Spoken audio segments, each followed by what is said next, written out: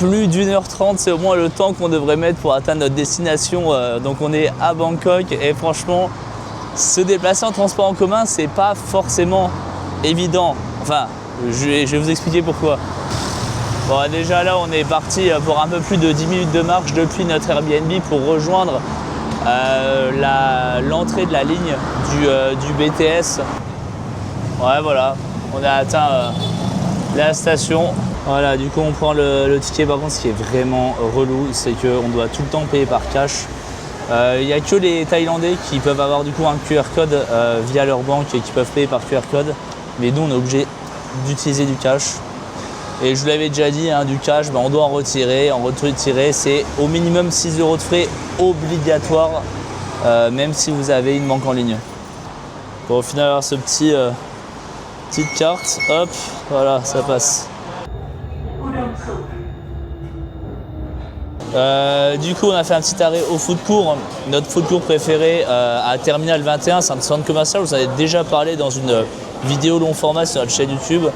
Ça tombe bien parce que du coup, ce Terminal 21, il est situé pile au niveau de la ligne de changement qu'il fallait faire entre le BTS et le métro souterrain.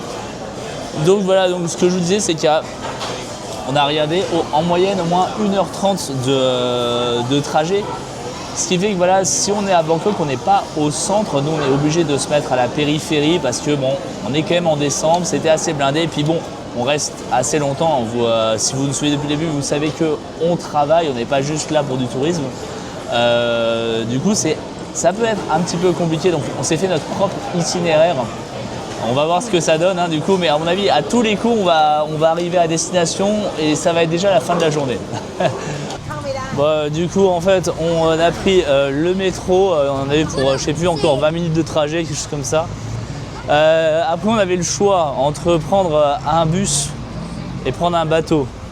Troisième option, et je pense la meilleure, pour découvrir encore un peu les environs, à pied. Voilà, pour 30 minutes de marche. C'est cool, on y va tranquillement. Et puis on voit des choses qu'on n'a pas encore vues. En plus, on est vraiment près des points d'intérêt. Voilà, on est juste à côté de Wat Pho, le grand temple qu'on a visité la dernière fois.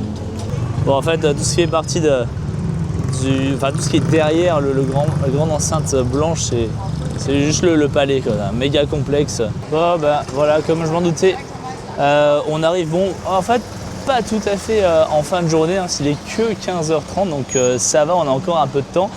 Et voilà, écoutez, la suite à retrouver bien sûr sur la chaîne des voyageurs cinéphiles. En attendant, portez-vous bien.